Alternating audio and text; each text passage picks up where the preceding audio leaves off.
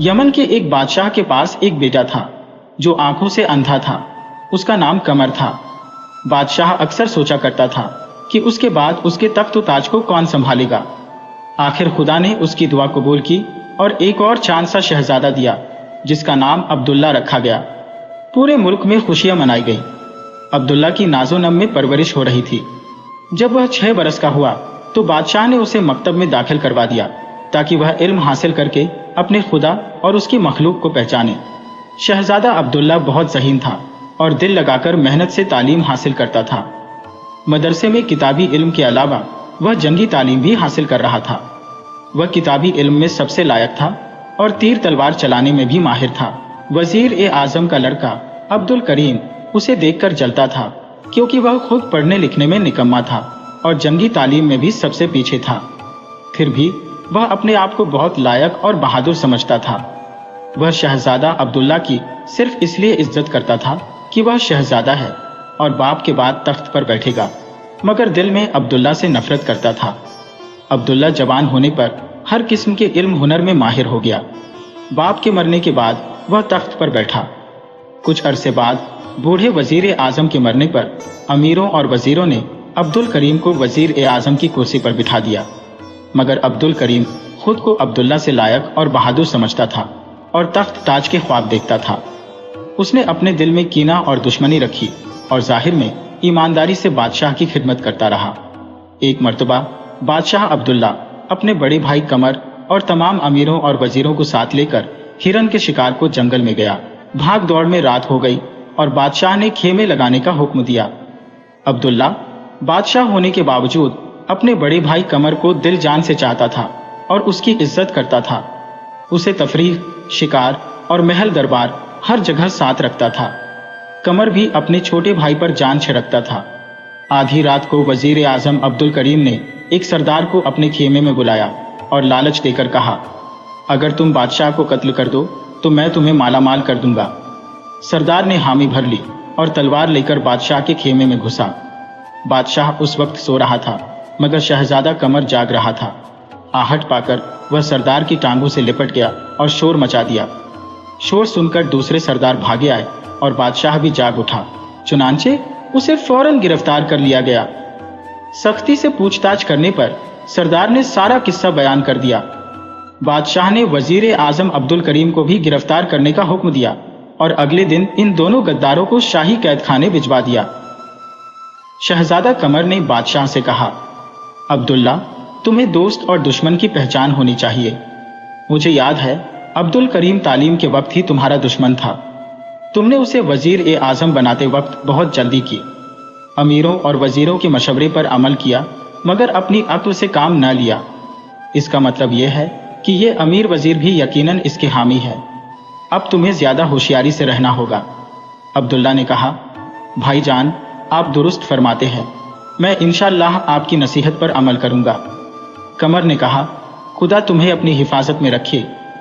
उसी रात अब्दुल करीम और उसका साथी जिसका नाम अब्बू तब था जेल से भाग निकले और कुछ सरदारों को साथ लेकर यमन से दूर एक घने जंगल में अड्डा बना लिया।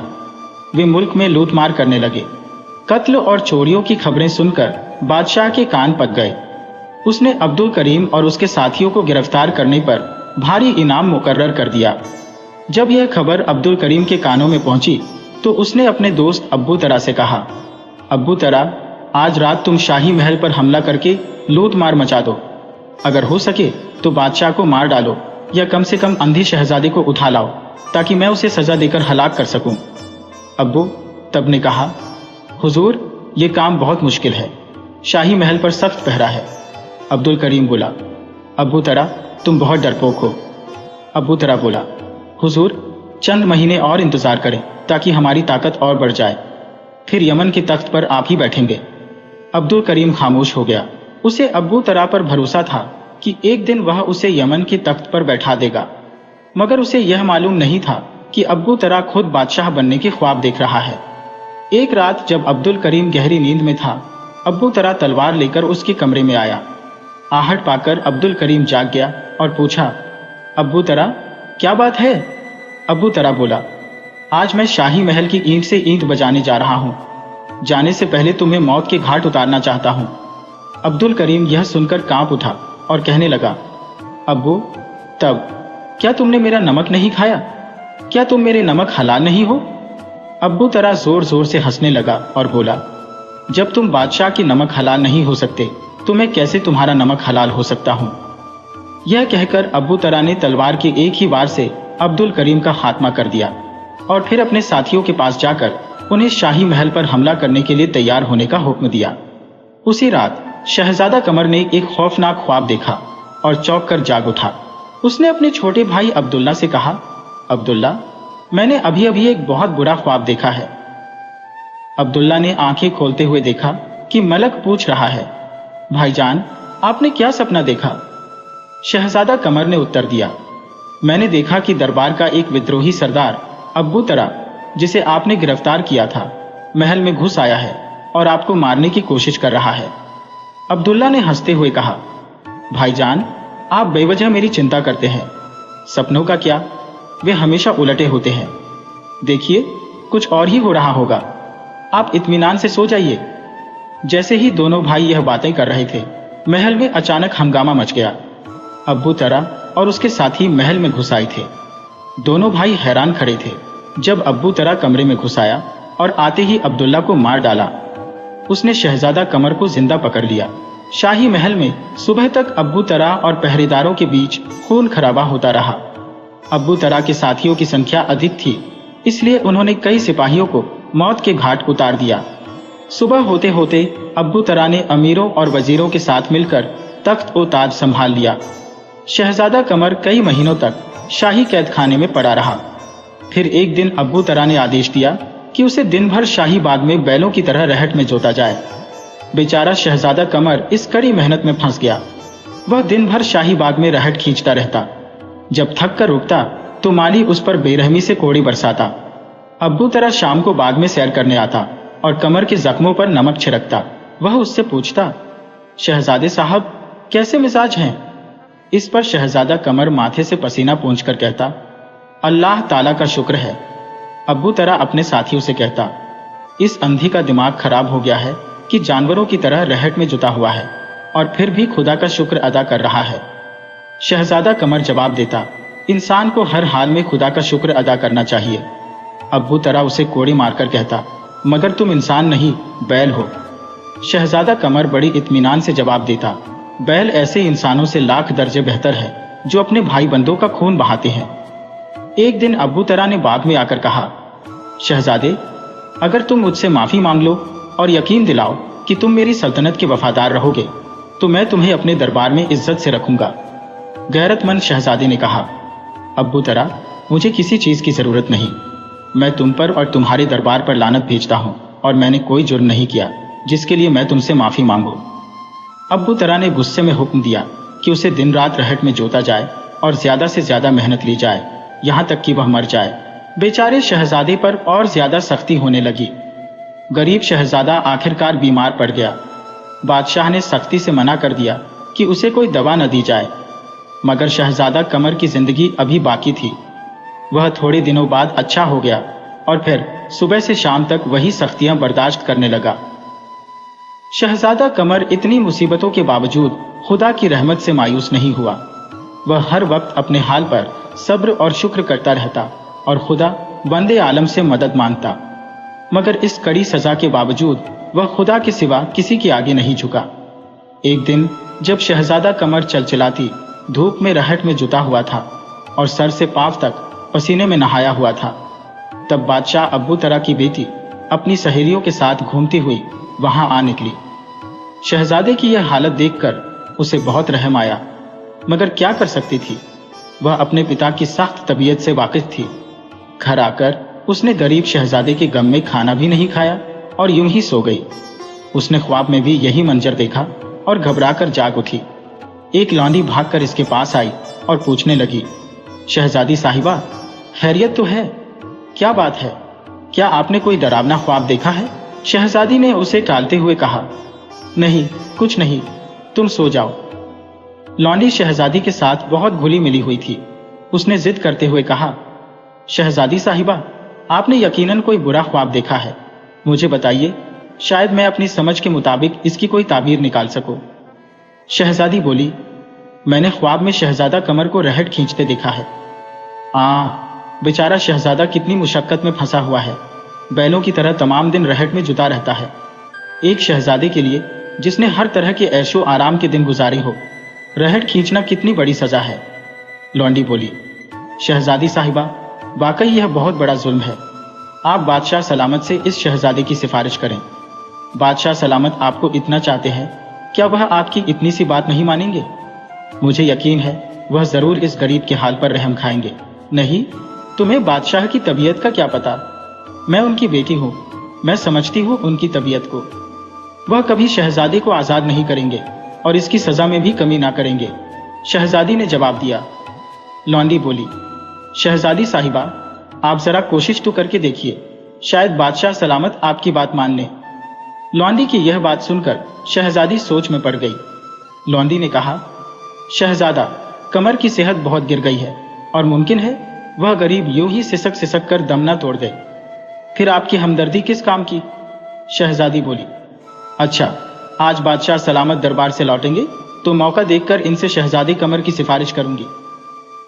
उस दिन शाम को बादशाह सलामत दरबार से आए तो शहजादी ने शहजादी कमर की सिफारिश करते हुए कहा, अब्बा जान, दुनिया में आज तक कभी किसी शहजादे पर इतना जुल्म नहीं हुआ। आप अगर उसे आजाद नहीं कर सकते तो कैद खाने में रखिए, इतनी मुशक्कत में वह दिन में मर जाएगा। बादशाह बोली, मैं यही तो चाहता हूं कि खानदान का यह आखिरी फर्द भी इस दुनिया से चल बसे, ताकि फिर तख्त ताज का कोई दावेदार ना रहे। शहजादी बोली, अब्बा जान, शहजादा कमर आंखों से तो अंधा है, भला एक अंधे से आप इतना खतरा क्यों महसूस करते हैं? वह आपका क्या बिगाड़ेगा? बादशाह बोले, शहजादी, तुम्हें मालूम नहीं वह अंधा आंखें ना होने के बावजूद कितनी आंखों वाला है। अगर मैं उसे आज आजाद कर दूं तो वह सल्तनत की ईंट से ईंट बजा देगा। शहजादी बोली, अब्बा जान, मैं यह नहीं कहती कि आप उसे आजाद कर दें, बल्कि मैं चाहती हूँ इस पर इतना जुल्म न किया जाए। आखिर वह शाही खानदान का फर्द है, हुकूमत तो ढलती फिरती छांव है। हो सकता है आज हम तख्त ताज के मालिक हैं तो कल झोपड़े में पड़े हो या कोई और दुश्मन हमें कैद कर ले, तो क्या वह हमारे साथ यही सलूक नहीं करेगा? बादशाह अब्बू तरा ने कहकर कहा, बेटी, यह तुम्हारा महज ख्याल है। अब हमारा खानदान कयामत तक इस तख्त ताज का वारिस रहेगा। अब आसमान के फरिश्ते भी हमारी सल्तनत से टक्कर नहीं ले सकते। मैं फौज की ताकत को बढ़ा रहा हूं। इस वक्त दुनिया की कोई हुकूमत हमारी हुकूमत से ज्यादा मजबूत नहीं है। शहजादी ने कहा, अब्बा जान, आप तो बात कहीं और ले गए।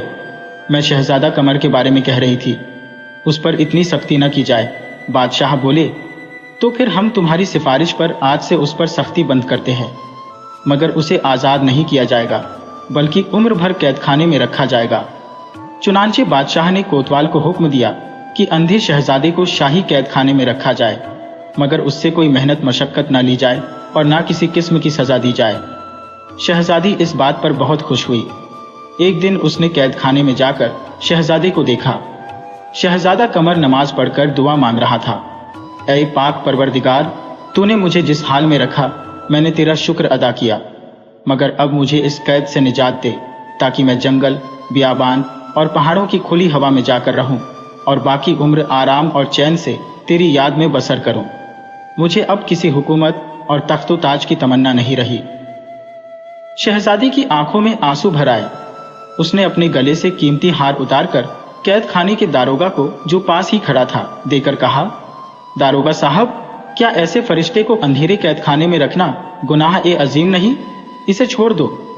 दारोगा की आंखों में आंसू भर आए। उसने हाथ शहजादी को लौटा दिया और कहा, शहजादी साहिबा, आप महल में चली जाइए। मैं शहजादी को अपनी जिम्मेदारी पर छोड़ देता हूं। यह हार अपने पास रख लीजिए, नेकी की कोई कीमत नहीं होती। शहजादी के जाने के बाद दारोगा ने शहजादा कमर को आजाद कर दिया और खुद बादशाह के पास जाकर कहा, बादशाह सलामत, मैंने शहजादा कमर को आजाद कर दिया है, क्योंकि मैं ऐसे नेक और परहेजगार शख्स को कैद में रखना जुल्म समझता हूं। यह सुनकर बादशाह गुस्से से आग बबूला हो गया। उसने हुक्म दिया कि दारोगा को कत्ल कर दिया जाए। हुक्म पाकर जल्लाद ने उसी वक्त तलवार खींचकर दारोगा को कत्ल कर दिया। कैद खाने से छूटकर शहजादा कमर एक जंगल में जाकर याद ही इलाही में मसरूफ हो गया, मगर वहां भी उसे चैन ना मिला। आसपास के देहातों से लोग उसे खुद रसीदा समझकर इसके पास आने लगे। अंततः शहजादा बहुत परेशान था, क्योंकि वह तन्हाई चाहता था। मुल्क का सिपहसालार भी इसकी शोहरत सुनकर इसके पास चला आया और बोला, आप खुदा रसीदा बुजुर्ग है, इस मुल्क के बादशाह के लिए दुआ करें, वह अपनी रियाया पर बहुत जुल्म करता है। शहजादा इबादत में मसरूफ था, इसलिए उसने कोई जवाब नहीं दिया। सिपहसालार रात भर इसके पास बैठा रहा। जब सुबह का उजाला फैला तो वह शहजादे को पहचानकर दंग रह गया और बोला, शहजादा कमर, आप शाही खानदान के आखिरी फर्द हैं और तख्तो ताज के हकीकी वारिस हैं। अगर आप राजी हो तो मैं जालिम अब्बू तरा को तख्त से हटाकर आपको तख्त पर बिठा दूं। मुझसे अब इसके मजलूम नहीं देखे जाते। शहजादे ने कहा, नहीं, मुझे तख्तो ताज की हवस नहीं, चले जाओ। सिपहसालार बोला, क्या आपको खुदा की मजलूम मखलूक का भी ख्याल नहीं, जो जालिम बादशाह के जुल्म सितम झेल रही है? अलगिर सिपहसालार ने शहजादे को राजी कर लिया और उसी रात तमाम अमीरों व वजीरों को साथ मिलाकर अब्बू तरा को ख्वाबगाह से उठाकर कैद खाने में डाल दिया और सुबह होते ही शहजादा कमर की ताजपोशी का ऐलान कर दिया। शहजादा कमर की तख्त नशीन पर सारे मुल्क में खुशियां मनाई गईं। तख्त पर बैठकर कमर ने दरबार के तमाम गद्दारों और जालिम हाकम को हटाकर नए आदमी चुने और नेकनामी से हुकूमत करने लगा। प्यारे दोस्तों, पुराने वक्त की बात है कि एक मुल्क में एक जागीरदार के सबसे छोटे बेटे ने शाही दरबार में बतौर मुलाजिम नौकरी कर ली। इस लड़के का नाम रुस्तम था। यह लड़का बहुत हसीन और जमील और अक्लमंद होने के साथ साथ बहुत बहादुर भी था। रुस्तम अपनी इस नौकरी से बहुत खुश था।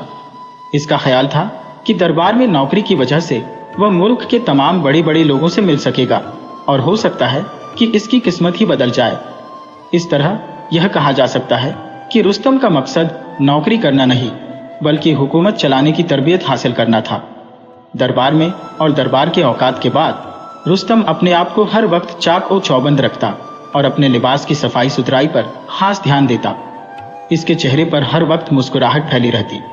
इसके अंदाज व अतवार में चुस्ती पाई जाती और वह अपना हर काम बड़ी छाप का दस्ती से किया करता था, यानी वह किसी को भी किसी किस्म की शिकायत का कोई मौका नहीं देता था। इसीलिए दरबार में हर शख्स उसकी काबिलियत की तारीफ करता और कहता कि इस होनहार लड़के की किस्मत किसी वक्त भी बदल सकती है। इसी दौरान एक मर्तबा रुस्तम ने बादशाह की सबसे छोटी शहजादी महविश को देखा। रुस्तम भी एक जागीरदार का बेटा था। इसने शहजादी से बात करने की कोशिश की, मगर इसने रुस्तम को एक मुलाजिम समझकर डांट पिला दी। लेकिन रुस्तम ने आखिर एक दिन उसे बतला ही दिया कि वह एक जागीरदार का बेटा है। यूं शहजादी उससे बात करने लगी। रुस्तम ने शहजादी से कहा कि वह उससे शादी करना चाहता है। शहजादी ने काफी सोच विचार के बाद रुस्तम से कहा, रुस्तम, यह बात अपने जहन में रखना कि हमारी कभी शादी नहीं हो सकती। मैं 10 शहजादों में सबसे छोटी हूँ और मेरी शादी का तो फिलहाल कोई इम्कान भी नहीं है। फिर भी मेरे वालिद मेरी शादी सिर्फ तुमसे इसलिए कर सकते हैं क्योंकि तुम एक बहुत बड़े जागीरदार के सबसे छोटे बेटे हो, मगर वह भी इसी सूरत में कि अगर तुम मेहनत करो और एक ऐसी मुर्गी हासिल कर लो जो कि सोने का अंडा देती हो, या किसी जिन्न को काबू करो और उसका दफनशुदा खजाना हासिल करो। इसके बाद ही मुझे यकीन है कि बादशाह सलामत मेरी शादी तुम्हारे साथ करने पर आमादा होंगे। रुस्तम ने जोश और लगन के साथ शहजादी को कहा, हाँ, मैं जरूर ऐसा ही करूंगा। अगर इस तरह बादशाह सलामत का दिल जीता जा सकता है तो मैं वह भी कर गुजरूंगा। बस तुम मेरे लिए दुआ करती रहना। चुनांचे अगली सुबह वह अपने इरादे को अमली जामा पहनाने के लिए निकल खड़ा हुआ। वह चलता रहा यहाँ तक कि वह एक जादुई जंगल में पहुंच गया। जैसा कि सबको मालूम है, जादुई जंगल में हर तरफ जादू ही जादू मौजूद होता है। जैसे ही रुस्तम ने दरख्तों के दरमियान चलना शुरू किया, उसने देखा कि एक फूल काफी झुक गया है और रुस्तम से कहने लगा, मुझे तोड़ लो। अगर तुम अपनी दिल्ली आरजू को पूरा करना चाहते हो तो मुझे तोड़ लो। फूल ने अपनी बारीक आवाज में रुस्तम से कहा। पहले तो रुस्तम बड़ा खौफजदा हुआ कि भला एक फूल किस तरह बोल सकता है, मगर जब उसने सुना कि फूल उससे कह रहा है कि उसकी दिल्ली आरजू पूरी होगी, तो उसने कद्र झुककर फूल तोड़ लिया। फूल तोड़ने की देर थी कि जमीन शक हुई और रुस्तम ने देखा कि उसके सामने चमकती हुई सीढ़ियां नजर आने लगी, जो नीचे की तरफ जा रही थी, और इन सीढ़ियों को सैकड़ों चिरागों ने रोशन कर रखा था। रुस्तम ने अपनी तमाम हिम्मत और जज्बे को समेटते हुए चमकदार सीढ़ियों पर कदम रखा और धीरे धीरे नीचे उतरना शुरू कर दिया। सीढ़ियों के अंत में उसने देखा कि एक अत्यंत सुंदर स्त्री खड़ी है, जिसने चमकदार सफेद परिधान पहन रखा है। उसके बाल बेहद सुनहरे थे और उसकी पोशाक पर हीरे जड़े हुए थे, जो उसे और भी दैदीप्यमान बना रहे थे। रुस्तम को यकीन हो गया कि यह परियों की मलिका है। वाकई वह परियों की मलिका ही थी।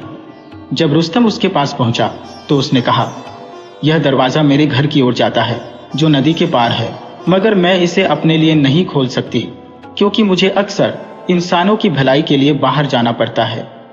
एक बड़ी जादूगरनी ने मुझे यहाँ कैद कर दिया है और मेरी जादू की छड़ी ले गई है।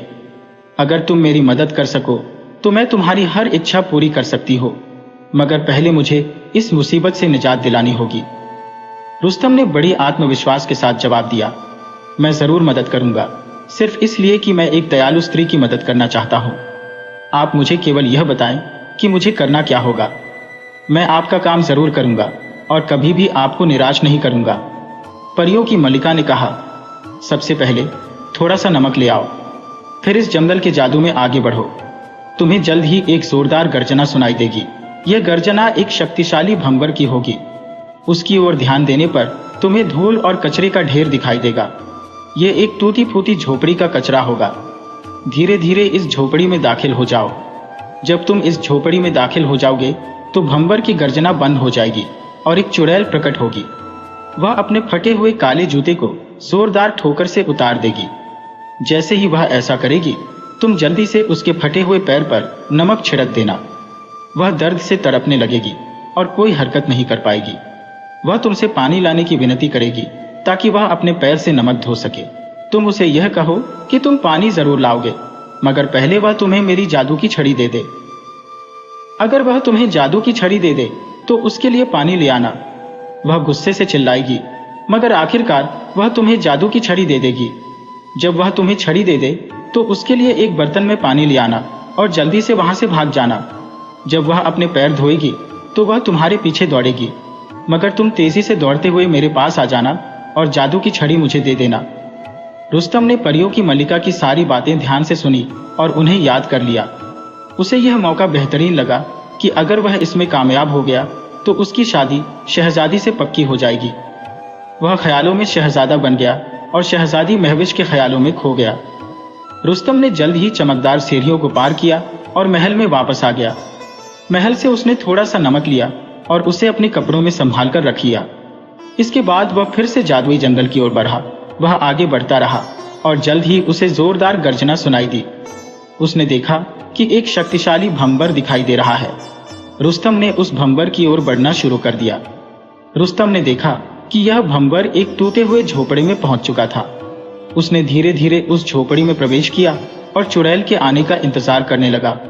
चुड़ैल आई और उसने अपने फटे हुए काले जूते को जोरदार ठोकर से उतार दिया। जैसे ही उसने ऐसा किया, रुस्तम ने उसके पैर पर नमक छिड़क दिया, जैसा कि परियों की मलिका ने उसे बताया था। चुड़ैल दर्द से तड़पने लगी, मगर रुस्तम ने अपनी शर्तें रख दी। चुड़ैल कुछ देर तो उसे धमकाती रही, मगर आखिरकार दर्द से मजबूर हो गई। उसने रुस्तम से कहा कि जादू की छड़ी अलमारी में रखी है। रुस्तम ने अलमारी से छड़ी निकाली और पानी से भरा हुआ बर्तन उसे थमा दिया। जैसे ही चुड़ैल ने बर्तन पकड़ा, रुस्तम ने भागना शुरू कर दिया। उसने सारा रास्ता याद कर रखा था। रुस्तम ने तेजी से दौड़ते हुए परियों की मलिका को जादू की छड़ी सौंप दी। उसका सांस बुरी तरह फूल रहा था। परियों की मलिका ने खुशी से छड़ी पकड़ी और उसका शुक्रिया अदा किया। रुस्तम ने बेकदरी से कहा, ए परियों की मलिका, मैं चाहता हूं कि मेरी शादी शहजादी महविश से हो जाए। कुछ ही दिनों बाद रुस्तम ने परियों की मलिका की मदद से बादशाह के महल के पास एक शानदार महल बनवाया। अब रुस्तम कोई गरीब मुलाजिम नहीं था। परियों की मलिका ने उसे ढेर सारी दौलत दी। जल्द ही रुस्तम ने बादशाह से शहजादी महविश का हाथ मांगा। बादशाह ने भी इसमें देर नहीं लगाई और जल्द ही रुस्तम और शहजादी महविश की शादी हो गई। इस प्रकार एक बहादुर लड़का अपने मकसद में कामयाब हुआ और शहजादी भी रुस्तम के साथ खुशहाल जीवन बिताने लगी। प्यारे दोस्तों, अगर आपको यह कहानी अच्छी लगी हो तो लाइक करें, चैनल को सब्सक्राइब करें और इस तरह की और कहानियों के लिए देखते रहे केटीवी स्टोरी। धन्यवाद।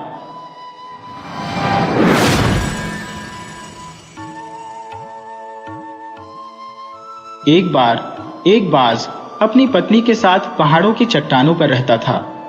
एक दिन उन्होंने सोचा कि क्यों न जंगल के बीच किसी पेड़ पर अपना घोंसला बनाकर रहा जाए।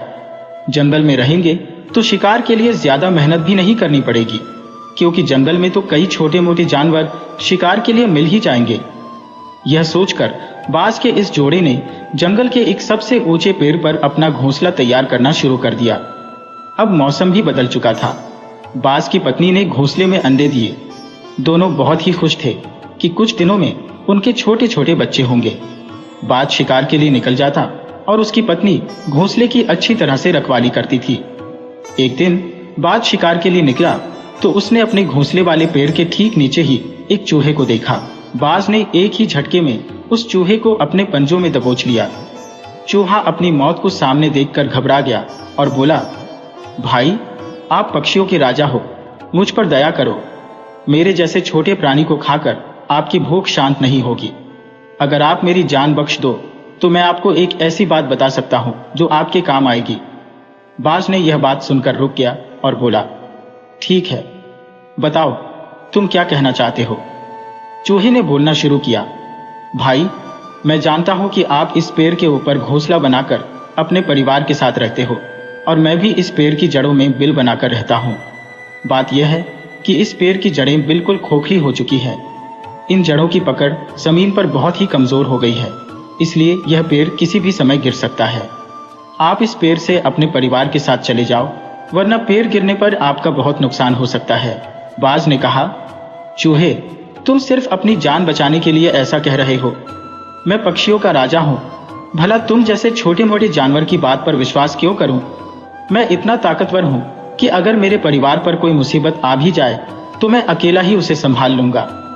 लेकिन हाँ, तुम्हारी एक बात सही है कि तुम जैसे छोटे जानवर को खाकर मेरा कुछ नहीं बनेगा, इसलिए मैं तुम्हें छोड़ रहा हूं।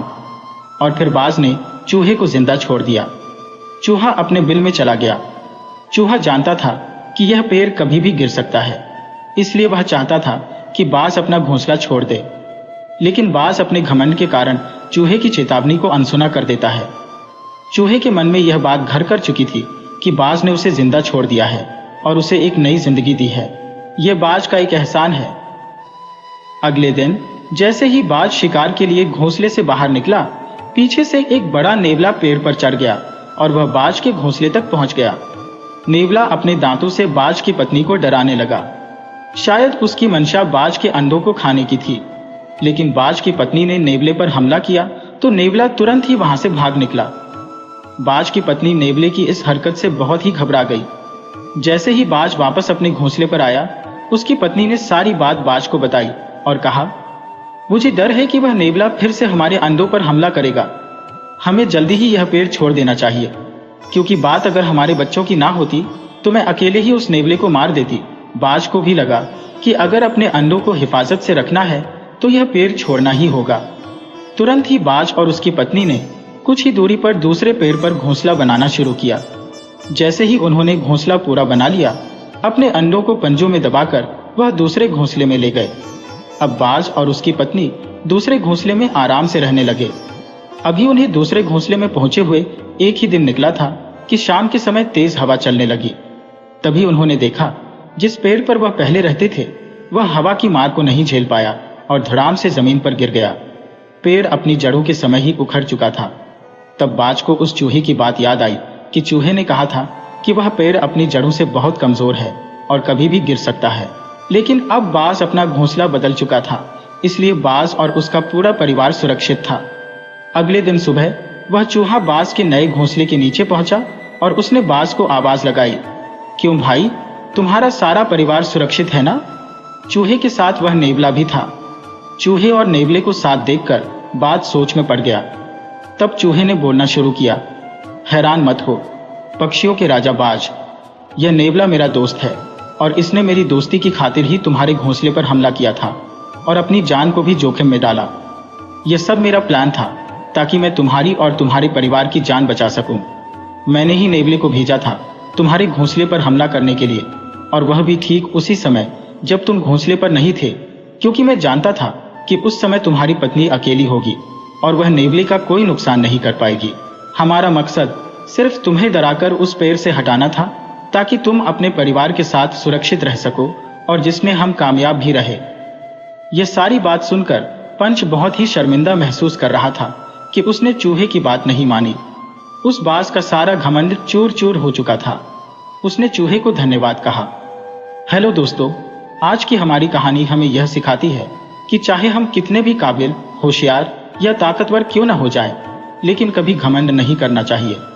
हमें किसी को भी उसके आकार, रंग या रूप को देखकर छोटा या मामूली समझने की गलती नहीं करनी चाहिए।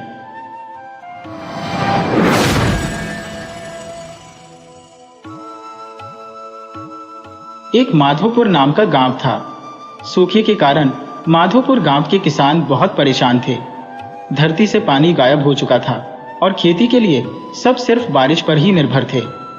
बहुत से टोने टोटके करने के बावजूद भी बारिश थी कि होने का नाम ही नहीं ले रही थी। हर रोज किसान एक जगह पर इकट्ठे होते और बादलों को ताकते रहते कि कब बारिश हो और वह वापस अपने खेतों में लौट सके। आज भी सभी गांव वाले एक जगह पर इकट्ठा होकर बैठे थे और बारिश का इंतजार कर रहे थे। तभी किसी ने कहा, अरे हरिया कहाँ रह गया? 2-3 दिन हो गए, वह आ नहीं रहा। कहीं मेहनत मजदूरी करने के लिए घर तो नहीं चला गया? बात हंसी में टाल दी गई। लेकिन जब अगले 2 दिन तक हरिया दिखाई नहीं दिया तो सब उसके घर पहुंच गए। गांव के एक आदमी ने हरिया के बेटे से पूछा, बेटा, तेरा बापू कहाँ है? बेटे ने कहा, बापू तो खेतों में काम करने के लिए गए हैं। सभी गांव वाले हैरान थे कि खेतों में काम करने के लिए हरिया इस गर्मी में क्या कर रहा होगा। किसी ने चुटकी ली और सभी ठहाके लगाने लगे, लेकिन सबके अंदर कौतूहल था कि हरिया खेत में क्या कर रहा होगा। सभी उसे देखने के लिए चल पड़े। उन्होंने देखा हरिया खेत में एक खड्डा खोद रहा था। गांव के एक आदमी ने कहा, अरे हरिया, तू क्या कर रहा है? हरिया ने कहा, कुछ नहीं, बस बारिश होने की तैयारी कर रहा हूं। वह आदमी बोला, जहां बड़े बड़े जतन करने से भी बारिश नहीं हुई, वहां तेरा यह खड्डा खोदने का टोटका कहां काम आने वाला है? हरिया ने कहा, नहीं नहीं, मैं कोई टोटका नहीं कर रहा। मैं तो बस कोशिश कर रहा हूं कि जब बारिश हो तो मैं हर तरफ का बहाव इस जलाशय की ओर कर सकूं और इसमें ढेर सारा पानी इकट्ठा कर सकूं, ताकि अगली बार बारिश के बिना भी कुछ दिन काम चल जाए। किसी ने कहा, इस बार का तो ठिकाना नहीं है, तो अगली बार की बात कर रहा है। महीनों बीत गए, एक भी बूंद नहीं टपकी आसमान से। यह बेकार की मेहनत में अपना समय बर्बाद मत कर, चल हमारे साथ वापस चल। लेकिन हरिया ने उनकी बात अनसुनी कर दी और कुछ ही दिनों में उसने अपना जलाशय तैयार कर लिया। ऐसे ही कई दिन बीत गए और बारिश नहीं हुई।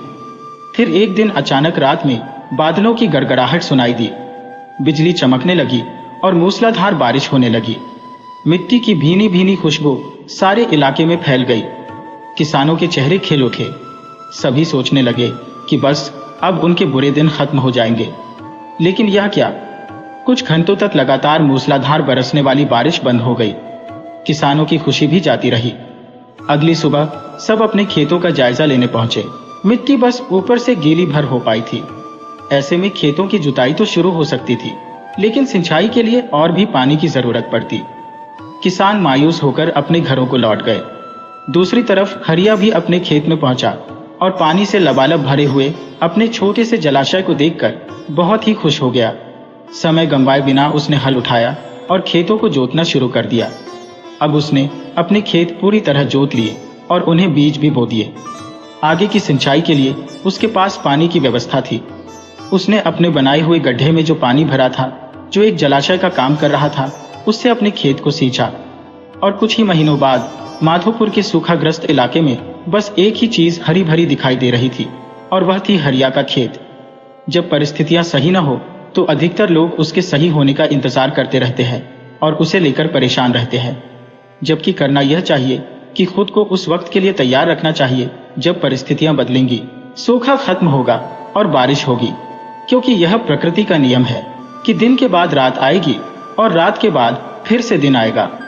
बुरा वक्त हमेशा के लिए नहीं रहता, चीजें बदलती रहती हैं और चीजें बदलती रहेंगी। लेकिन क्या आप उस बदलाव का फायदा उठाने के लिए खुद को तैयार कर रहे हैं इसी तरह की कहानियां सुनने के लिए चैनल को सब्सक्राइब कर लीजिए। वीडियो को लाइक और कमेंट करना बिल्कुल मत भूलिएगा। Thank you for watching.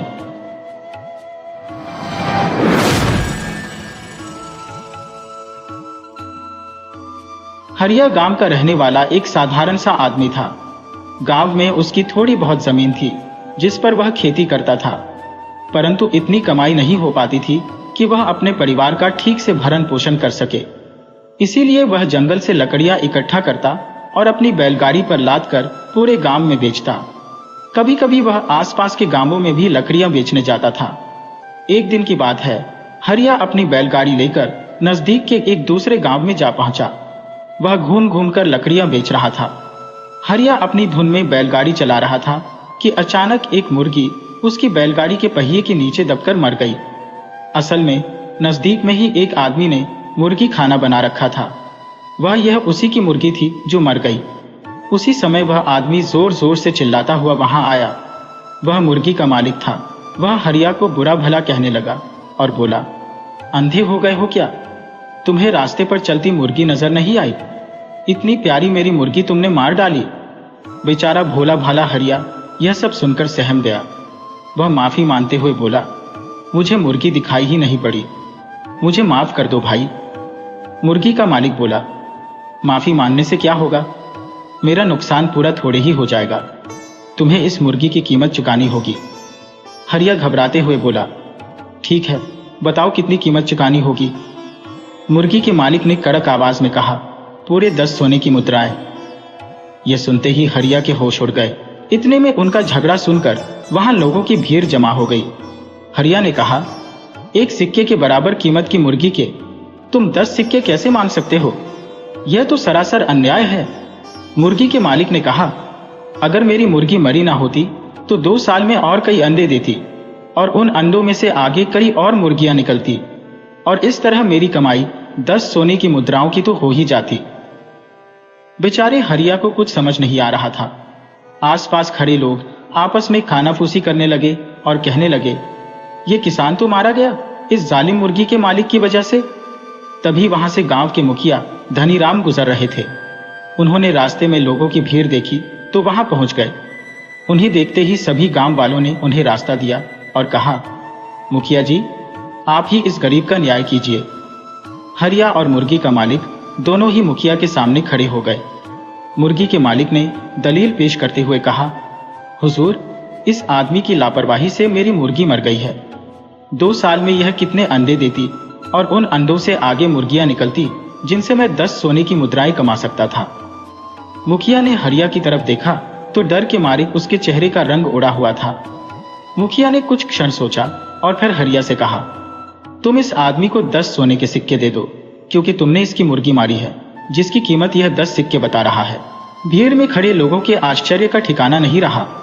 उन्हें लगा था कि मुखिया न्याय की बात करेंगे, पर यह तो सरासर अन्याय है। एक मामूली मुर्गी की कीमत 10 सोने के सिक्के कैसे हो सकती है? मुर्गी के मालिक की बाँछें खिल गईं। वह बोला, हुजूर, लोग ठीक कहते हैं कि आपका न्याय हमेशा सही होता है। मैं उनकी इस बात से पूरी तरह सहमत हूं। मुखिया ने मुस्कुराते हुए कहा, अच्छा, यह बताओ कि तुम्हारी मुर्गी जीवित होती तो 2 साल में कम से कम कितना दाना खा जाती? मुर्गी के मालिक ने कहा, हुजूर, आधी बोरी तो खा ही जाती। मुखिया ने कहा, इतना ही दाना इसके अंडों से निकलने वाली मुर्गियां भी खा जाती। सही? मुर्गी के मालिक ने सहमति में सिर हिलाया। मुखिया ने कहा, तो तुम ऐसा करो, 6 बोरी दाना इस हरिया को दे दो, क्योंकि उसे खाने के लिए तुम्हारी मुर्गी तो अब जिंदा नहीं रही।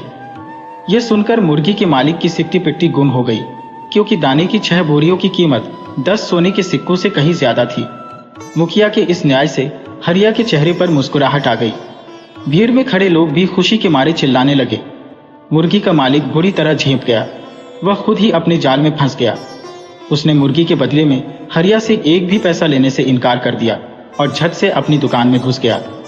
हरिया ने मुखिया को बहुत धन्यवाद दिया और वापस अपने गांव लौट गया।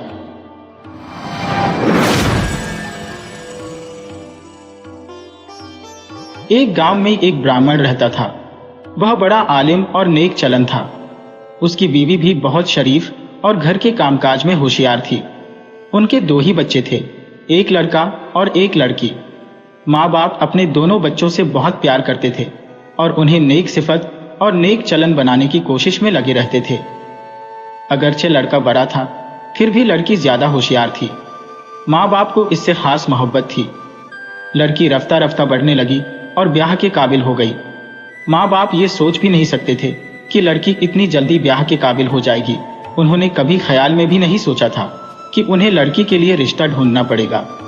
एक दिन जब वह अपनी माँ के पास खड़ी थी तो उसे देखकर माँ को ऐसा महसूस हुआ कि वह कद में उसके बराबर हो गई है और अब उसके ब्याह की फिक्र करनी चाहिए।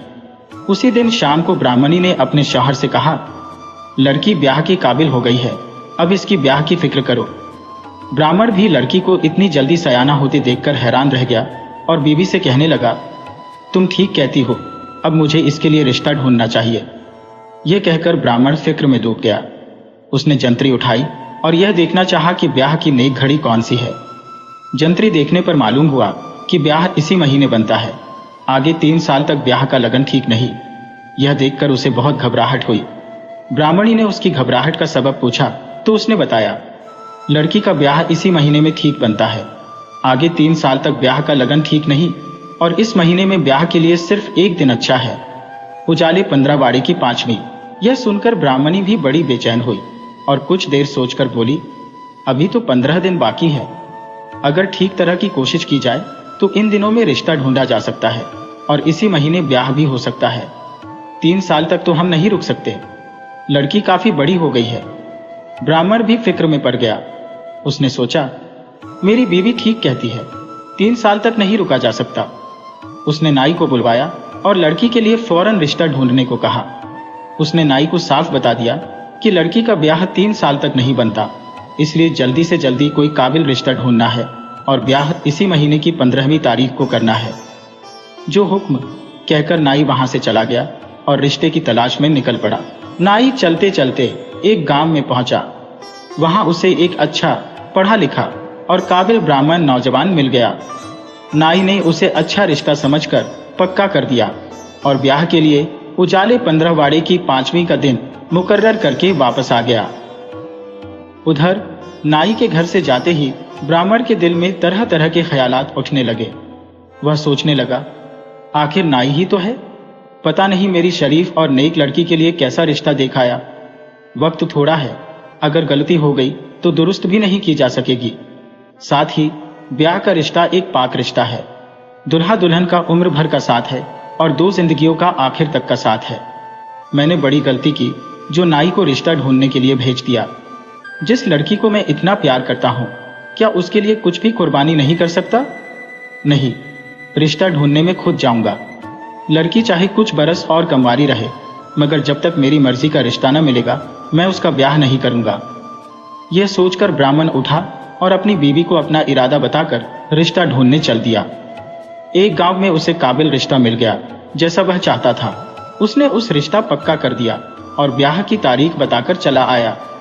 उधर ब्राह्मण के घर से जाते ही ब्राह्मणी को बहुत बेचैनी हुई। वह सोचने लगी, नाई तो बेवकूफ होता है, उसे क्या खबर कि हमारा घर कितना इज्जतदार है।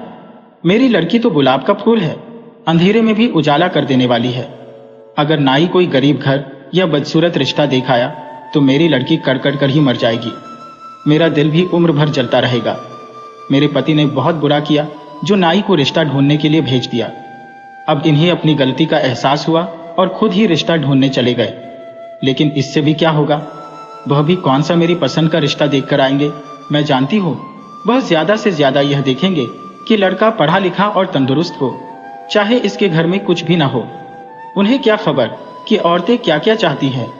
मैं तो ऐसा लड़का चाहती हूँ जो खूबसूरत, तंदुरुस्त, दौलतमंद, फराक दिल और नेक चलन हो। अगर पढ़ा लिखा हुआ लेकिन खूबसूरत न हुआ तो वह 2 कौड़ी का। वक्त बहुत कम है, जल्दी में गलती हो सकती है, इसलिए मैं खुद रिश्ता ढूंढने जाऊंगी। मेरे पति ने मेरी सब बातें मानी है, तो क्या यह छोटी सी बात नहीं मानेंगे? मानेंगे क्यों नहीं, जबरदस्ती मनवाऊंगी। क्या लड़की पर मेरा कोई हक नहीं? मैं नाई की नहीं मानूंगी और न पति की। यह तो लड़की के लिए उम्र भर का सवाल है। यह सोचकर ब्राह्मणी ने अपने लड़के को अपने पास बुलाया और उसे सारा हाल बताकर लड़की के लिए रिश्ता ढूंढने चल पड़ी। रिश्ते की तलाश में वह एक गांव में पहुंची। वहां जैसा रिश्ता चाहती थी उसे वैसा मिल गया। उसका रिश्ता पक्का करके वह ब्याह की तारीख मुकर्रर करके घर वापस आ गई। उधर इसके घर से जाते ही लड़की का भाई सोचने लगा, नाई तो अपना फर्ज पूरा कर देगा, उससे रिश्ता ढूंढने के लिए कहा गया है, वह रिश्ता ढूंढ देगा, फिर चाहे वह कैसा भी हो। रिश्ता ढूंढने के बाद उसका फर्ज पूरा हो जाता है, बाद में भुगतना तो हमें ही पड़ेगा। माँ बाप पर कुछ जिम्मेदारी जरूर है, लेकिन ज्यादा नहीं, वे तो अपनी मर्जी का रिश्ता ढूंढेंगे। मेरा बाप यह देखेगा कि लड़का पढ़ा लिखा हो और माँ यह देखेगी कि लड़का खूबसूरत और दौलतमंद हो, लेकिन इतने से काम नहीं चलता। माँ बाप तो बेटी को ब्याह कर अल्लाह को प्यारे हो जाएंगे। बहनोई साहब और उनके खानदान वालों से बाद में तो मुझे ही पाला पड़ेगा। मैं चाहता हूँ कि मेरी बहन के लिए जो रिश्ता देखा जाए वह मिजाज का अच्छा हो, मिलनसार हो और उसके खानदान वाले महज़ब और शरीफ हो, जिससे मेरी बहन को ससुराल में जाकर कोई तकलीफ ना हो और उसकी वजह से मुझे भी कोई तकलीफ ना हो। लड़का पढ़ा लिखा भी हो और खूबसूरत भी हो, दौलतमंद भी हो, लेकिन महज़ब और शरीफ ना हुआ तो घर में हमेशा परेशानी रहेगी और बहन की जिंदगी दूभर हो जाएगी। इसलिए मैं अपनी मर्जी का रिश्ता ढूंढूंगा। माँ बाप बेशक नाराज हो जाए, उन्हें कितने दिन इस दुनिया में रहना है। ये सोचकर वह उठा और घर को नौकर के हवाले करके रिश्ता ढूंढने चल पड़ा। एक गांव में उसे भी अपनी पसंद का रिश्ता मिल गया और वह इसका रिश्ता पक्का करके और ब्याह की तारीख मुकर्रर करके घर वापस आ गया। नाई, ब्राह्मण, ब्राह्मणी और उनका लड़का चारों एक ही दिन घर वापस पहुंचे। आपस में बातचीत करने के बाद मालूम हुआ कि चारों ने 4 अलग अलग गांव में 4 रिश्ते तलाश किए हैं और सबको ब्याह की एक ही तारीख दे आई है। जब यह बात जाहिर हुई, ब्राह्मण को बहुत फिक्र हुई। उसने नाई से कहा कि वह फौरन तीनों गांव में जाकर रिश्ता तोड़ आए। सिर्फ वही रिश्ता पक्का समझा जाएगा जिसे उसने खुद पक्का किया है। नाई शशोपंज में पड़ गया। वह हाँ करके ना करना ठीक नहीं समझता था। अगर नाई आज एक रिश्ता पक्का कर दे और कल उसे रद्द कर दे तो समाज में उसकी क्या साख रहेगी। इसलिए वह अपने किए हुए रिश्ते को रद्द करना नहीं चाहता था। वह इन तीनों रिश्तों को रद्द करने चला गया जो ब्राह्मण, ब्राह्मणी और उनके बेटे ने पक्के किए थे। उसने तीनों जगह जाकर ब्राह्मण का पैगाम सुना दिया, लेकिन उसे काने वाला समझकर किसी ने उसकी बात ना मानी और ब्याह की तैयारी करते रहे। उन्होंने सोचा, रिश्ते को वही रद्द कर सकता है जिसने पक्का किया है। ये कोई लड़की वाले का दुश्मन मालूम होता है। जब ब्याह का दिन आया, ब्राह्मण ने ब्याह की तैयारियां मुकम्मल कर ली थी, लेकिन शाम को जब 4 बारातें देखी तो वह घबरा गया। सोचने लगा, नाई को मना करने के लिए भेज दिया था, फिर भी ये लोग कैसे आ गए? एक लड़की और 4 दूल्हे, मेरी कैसी बदकिस्मती है। अब मुझे डूब मरने के लिए भी जगह मयस्सर नहीं। ए भगवान, मैंने ऐसे क्या पाप किए थे जो मुझे यह दिन देखने को मिला। अब मैं कहाँ जाऊं और क्या करूं? यह सोचते सोचते ब्राह्मण बेचैन हो गया और शर्म और बदनामी के कलंक से बचने के लिए खुदकुशी करना ही उसने सबसे अच्छा इलाज समझा। वह आहिस्ता से उठा और गांव के बाहर एक कुएं में कूदकर अपनी जान देने के ख्याल से चल दिया। जब वह कुएं पर पहुंचा तो अचानक एक सन्यासी उधर आ निकला। सन्यासी ने उससे पूछा, तो इस सुनसान जंगल में इस कुएं पर अकेला बैठा क्या कर रहा है? ब्राह्मण ने सन्यासी को सारा हाल सुनाया। सन्यासी बोला, खुदकुशी करने से कोई फायदा नहीं, तू मेरे साथ चल, मैं तेरी मुश्किल हल कर दूंगा। ब्राह्मण सन्यासी के साथ हो लिया। रास्ते में एक कुतिया मिली जिसने अभी अभी 3 बच्चे दिए थे। सन्यासी ने एक बच्चे की तरफ इशारा करते हुए ब्राह्मण से कहा, इसे उठा लो। ब्राह्मण ने कुतिया के एक बच्चे को उठाकर झोली में डाल लिया। रास्ते में उसे एक सवर्णी मिली जिसने भी अभी अभी बच्चे दिए थे। सन्यासी बोला, इसका भी एक बच्चा उठा लो। ब्राह्मण ने उसे भी उठाकर झोली में डाल लिया। जब और आगे चला तो एक गद्दी मिली, उसने भी अभी अभी 3 बच्चे दिए थे, उनमें से एक मादा बच्चा था। सन्यासी के इशारा करने पर ब्राह्मण ने गद्दी के बच्चे को भी झोली में डाल लिया। अब सन्यासी और ब्राह्मण घर पहुंचे। सन्यासी ने कहा, इन तीनों बच्चों को एक कोठे में बंद कर दो और अपनी लड़की को भी इसी में बंद कर दो। जब तक मैं ना कहूं कोठा ना खोलना। ब्राह्मण ने ऐसा ही किया और चारों को एक कोठे में बंद कर दिया। उसके बाद सन्यासी बोला, एक एक करके चारों दूल्हों को बुलाओ। ब्राह्मण ने पहले एक दूल्हे को बुलाया। सन्यासी की इजाजत से कोठे का ताला खोला गया। लेकिन सब लोग यह देखकर हैरान रह गए कि अंदर एक ही रूप, रंग और उम्र की 4 लड़कियां बैठी हुई हैं। उनमें से एक लड़की को बाहर निकाला गया और उसका ब्याह कायदे के मुताबिक आए हुए दूल्हे के साथ कर दिया गया। इसी तरह बारी बारी से बाकी तीनों लड़कियों का ब्याह भी तीनों दूल्हों के साथ कर दिया गया। ब्राह्मण ने 4 बारातों की अच्छी तरह खातिर की और सुबह होते ही चारों को रुखसत कर दिया। चारों दूल्हे खुश थे और चारों के चेहरे पर फतह का जज्बा झलक रहा था। उनमें से हर एक यह समझ रहा था कि ब्राह्मण ने लड़की का ब्याह मेरे साथ ही किया है और बाकी तीनों दूल्हे नाउम्मीद होकर जा रहे हैं। उन्हें यह अच्छी तरह मालूम था कि लड़की एक ही है और बारातें गलती से 4 आ गई थी। काफी मुद्दत हो गई। एक दिन ब्राह्मण के दिल में आई कि जाकर देखो कि चारों लड़कियां ससुराल में किस तरह रह रही है। पहले वह उसी लड़की के पास गया जो कुतिया की बच्ची थी। समधी ने उसकी अच्छी तरह आवभगत की और कहा, पंडित जी, हम आपके बहुत एहसानमंद हैं। आपने बाकी तीनों लोगों की परवाह ना करके मेरे लड़के के साथ अपनी लड़की का ब्याह किया। मैं अपनी बड़ी इज्जत महसूस करता हूँ। आपकी लड़की बहुत लायक है, घर का सब कामकाज भी कर लेती है, लेकिन इसमें कुछ ऐब भी है। वह बिला वजह सबसे लड़ती है। घर में सब चीजें मौजूद होते हुए भी पड़ोसियों से मांगे बिना नहीं रहती। सुबह होते ही जब तक 10 घर नहीं घूम लेती उसे चैन नहीं पड़ता। हमने उसे बहुत समझाया कि तू घर घर फिरना छोड़ दे, लेकिन उसकी यह आदत नहीं जाती।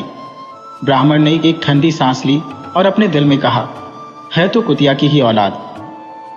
इसके बाद वह उस लड़की के पास गया जो सवर्णी की बच्ची थी। वहां भी समधी ने उसकी आव भगत की और कहा, श्रीमान जी, बाकी 3 समधियों की परवाह ना करके आपने हमें अपनी लड़की दी, इसके लिए हम आपके बहुत शुक्रगुजार हैं। आपकी लड़की बहुत लायक है, घर का सारा काम संभाल लेती है, लेकिन इसका एक दोष भी है। लेकिन इसमें एक बड़ा ऐब है, वह बहुत गंदी रहती है। अच्छे से अच्छे कपड़ों को 2 दिन में ही खराब कर लेती है। खाने का ढंग उसे आता नहीं। चांदी के थाल में अलग अलग परोसे हुए खाने को एक ही जगह मिलाकर चट कर जाती है। जब जी चाहे खाने बैठ जाती है। घर में कोई चीज रख देखी तो उठाकर खाने लगती है। सड़क पर कोई खच्चे वाला आवाज लगाता है तो उसे बुला लेती है और उसे लेकर चाट पकड़े खाती है। कहने का मतलब यह है कि एक तो वह पेट की सवर्णी है और दूसरी गंदी रहती है। ब्राह्मण ने अपने दिल में कहा, आखिर है तो सवर्णी की ही औलाद। उसके बाद वह अपनी उस लड़की के पास गया जो गद्दी की बच्ची थी। यहां भी समधी ने उसी तरह उसकी खातिरदारी की जिस तरह बाकी 2 समधियों ने की थी। समधी ने उसकी लड़की की भी तारीफ की और कहा, आपकी लड़की बड़ी सीधी सादी और भोली भाली है। बेचारी दिन भर काम में लगी रहती है, चाहे किसी काम में लगा दो कभी इनकार नहीं करती। मगर यह बात जरूर है, काम आहिस्ता आहिस्ता करती है। कितना ही जल्दी का काम हो, 1 घंटे के काम में 4 घंटे लगा देती है। अगर जल्दी करने के लिए कहो तो काम खराब कर देगी। कभी कभी काम करते वक्त पड़ोसियों से बातें करने लगती है और काम करना भूल जाती है। सुस्त इतनी है कि खाना पकाते पकाते सो जाती है। डांट फटकार का उस पर कोई असर नहीं होता। अक्ल तो भगवान ने दी ही नहीं। किसी बात को बार बार समझाओ फिर भी नहीं समझती। बच्चे इसे कभी कभी गद्दी की बच्ची कहते हैं। ब्राह्मण ने दिल में कहा, मेरी लड़की कहाँ है? तो गद्दी की ही औलाद है। आखिरकार वह अपनी लड़की के पास गया। यहां भी उसकी आवभगत हुई। समधी ने उसकी लड़की की बहुत तारीफ की।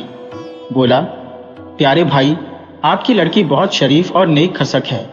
जिस दिन से हमारे घर आई है, हमारे घर की करीबी दूर हो गई है। वह सुबह सवेरे सबसे पहले उठती है, सारे घर की सफाई करती है, हमेशा नहा धोकर पूजा पाठ करती है।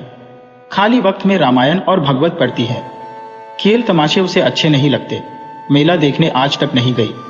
सबको बड़ी मोहब्बत से खाना खिलाती है। सास ससुर, पति और दूसरे बुजुर्गों की खिदमत करके वह बहुत खुश होती है। इसका बर्ताव और बोलचाल का ढंग बहुत अच्छा है। घर के और बाहर के सब लोग उससे खुश रहते हैं। वह घर की सब चीजों की देखभाल करती है, बिला वजह खर्च नहीं होने देती। जिस चीज की जरूरत होती है वही मनवाती है। बेकार चीजों को जमा करके नहीं रखती। अपने लिए आज तक कभी एक साड़ी लाने को नहीं कहा। जब हम खरीद कर लाते हैं तो कहती है, अभी इसकी क्या जरूरत थी? जेवर तो पहनती ही नहीं। वह अपने सुहाग को सबसे बड़ा जेवर समझती है। मैं इसकी खूबियों की कहां तक तारीफ करूं? वह तो मुजस्सम देवी है। ब्राह्मण ने दिल में कहा, आखिर है तो इंसान ही की औलाद। उसके बाद वह खुश होकर अपने घर वापस आ गया।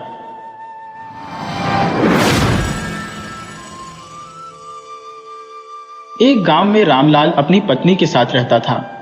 रामलाल बहुत ही गरीब था, लेकिन फिर भी दोनों पति पत्नी जितना भी कमाते थे उसमें खुशी खुशी अपना जीवन बिता रहे थे।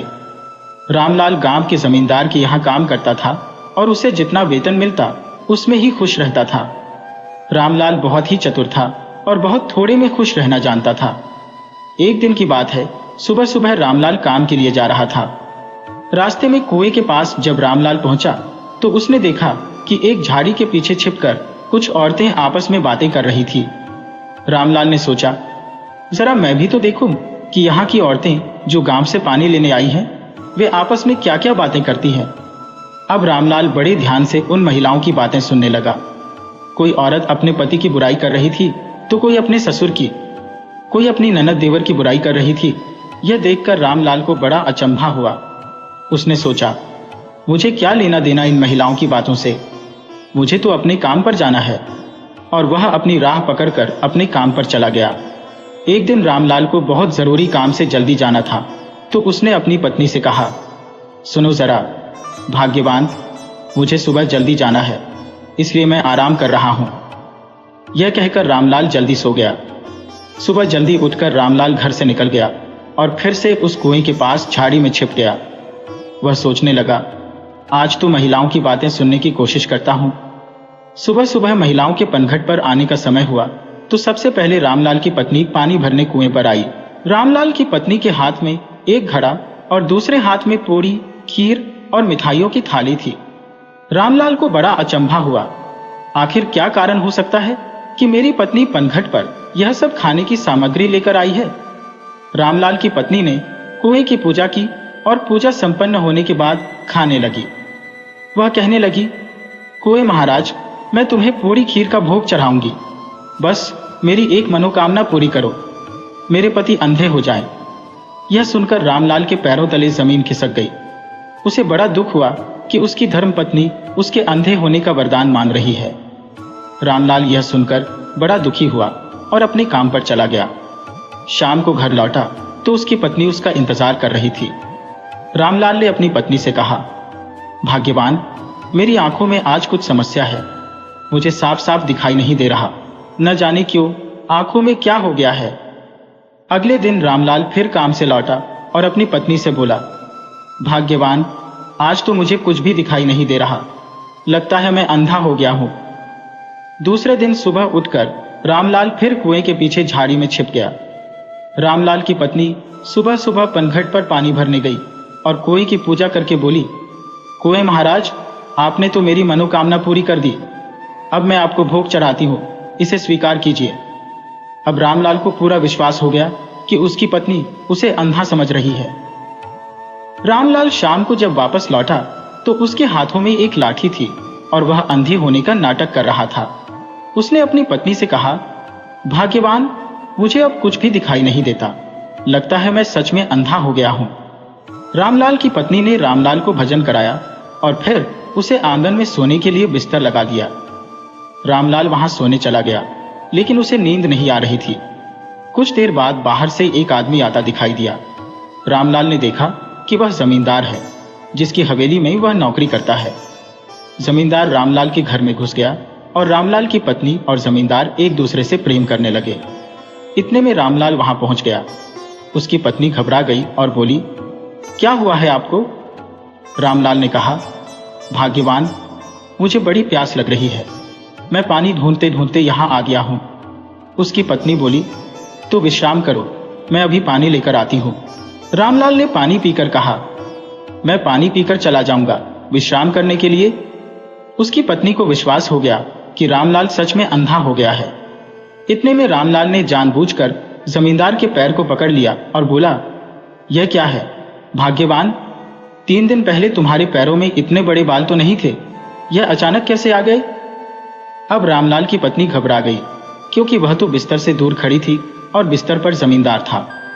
रामलाल धीरे धीरे पैरों से अपने हाथों को ऊपर की ओर ले जाने लगा और बोला, भाग्यवान, तुम इतनी मोटी कैसे हो गई हो? तुम्हारे पैर इतने मोटे पहले तो नहीं थे। यह सुनकर जमींदार की सांस रुक गई। रामलाल ने कहा, सुनो भाग्यवान, मैं तुम्हारे मुख को छूना चाहता हूं। मेरी प्राणप्रिया, जरा अपने चेहरे को मेरे पास लाओ। यह कहकर रामलाल जमींदार के मुख की तरफ अपने हाथों को ले जाने लगा और बोला, भाग्यवान, तुम्हारे मुंह में दाढ़ी और मूछें भी निकल आई है। यह सुनकर ठाकुर की सांस अब सचमुच रुकने लगी और वह बहुत घबरा गया। रामलाल ने कहा, प्राण प्रिया, यह तुम नहीं हो सकती, यह तो कोई और ही पुरुष है। तुमने तो मेरे साथ विश्वासघात किया है।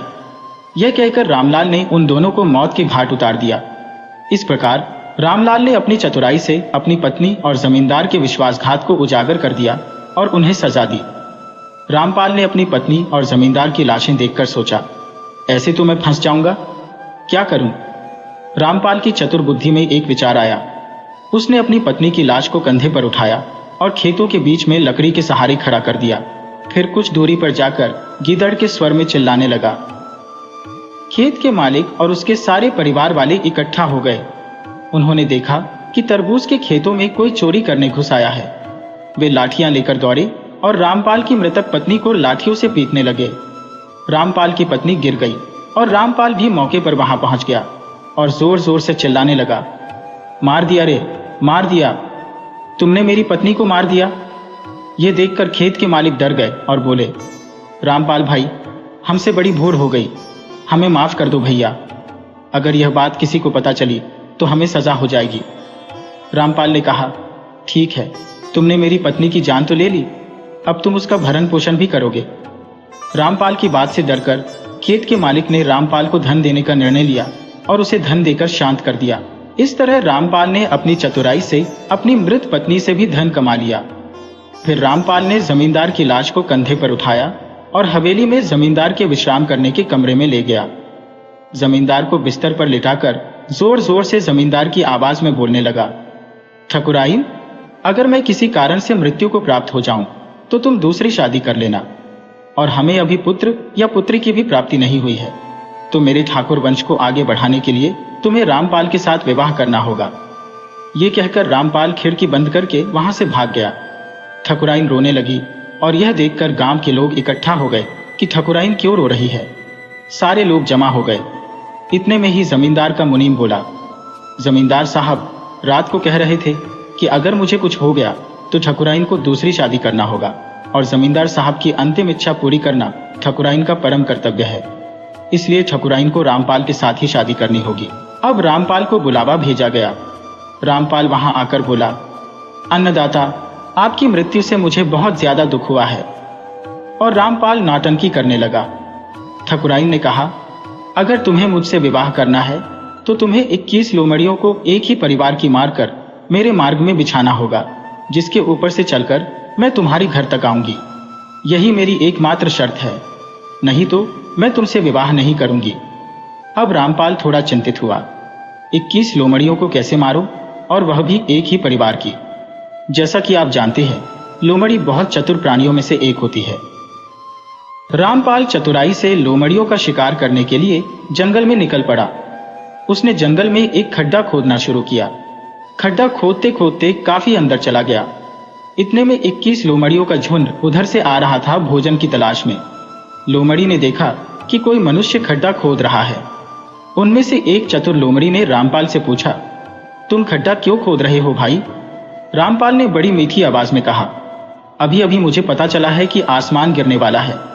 सब आसमान के नीचे दबकर मर जाएंगे, लेकिन अगर मैं खड्डे के अंदर रहूंगा तो मैं बच जाऊंगा। यह सुनकर लोमड़ियों में हड़कंप मच गया। लोमड़ी बोली, भैया, हमें भी बचा लो, वरना हम भी मर जाएंगे। रामपाल ने कहा, जरूर बचाऊंगा, परंतु इसके लिए तुम सबको खड्डे में छिपाना होगा। लोमड़ी रामपाल की बात मान गई और खड्डे में एक एक करके घुस गई। अब रामपाल के पास 21 लोमड़ियां थी, और वह भी एक ही परिवार की। रामपाल ने दूर जाकर लोमड़ियों को छुपाने के बाद एक बड़ा सा पत्थर खड्डे में फेंका। उससे आवाज आई, धड़ाम। लोमड़ी समझी कि आसमान गिर गया है, परंतु किसी दूसरी जगह।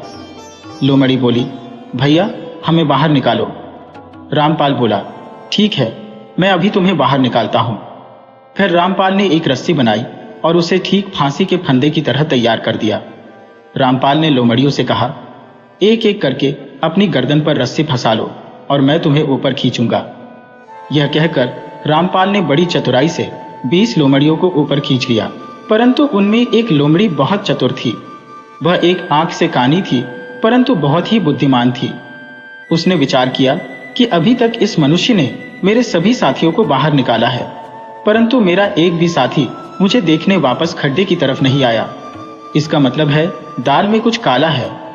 यह सोचकर चतुर लोमड़ी ने बड़ी चतुराई से अपने गले में रस्सी फंसाई, परंतु गले से थोड़ी सी दूरी पर, ताकि वह मरे नहीं। इतने में चतुर लोमड़ी ने मरने का नाटक किया। रामपाल बहुत खुश हुआ और कहने लगा, 21 लोमड़ियों का शिकार करके बहुत आनंद आया। यह कहकर जैसे ही रामपाल ने लोमड़ी के गले से रस्सी निकालने की कोशिश की, चतुर लोमड़ी उठकर भाग गई।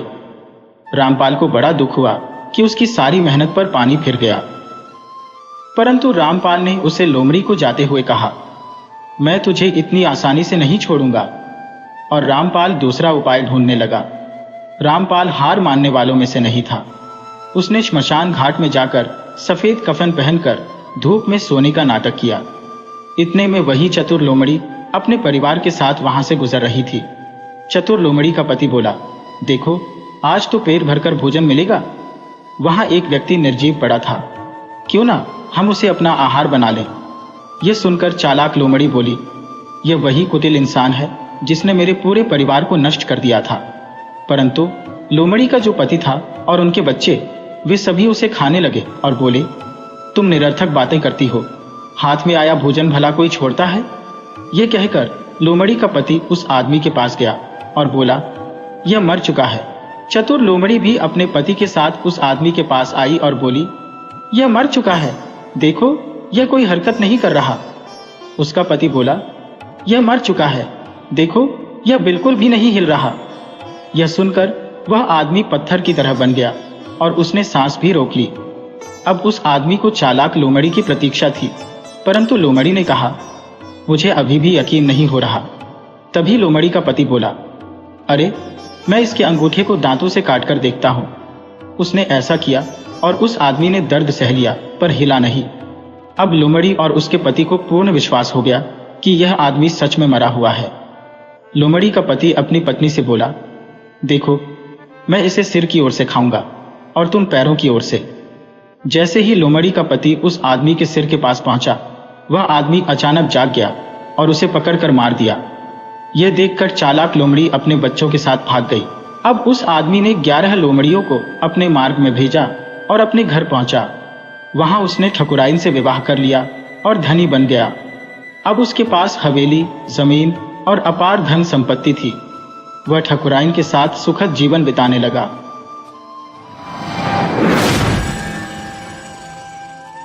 वीडियो अच्छी लगे हो तो इसे लाइक करें और ऐसे ही मज़ेदार कहानियों के लिए चैनल को सब्सक्राइब करें और बेल आइकन दबाएं।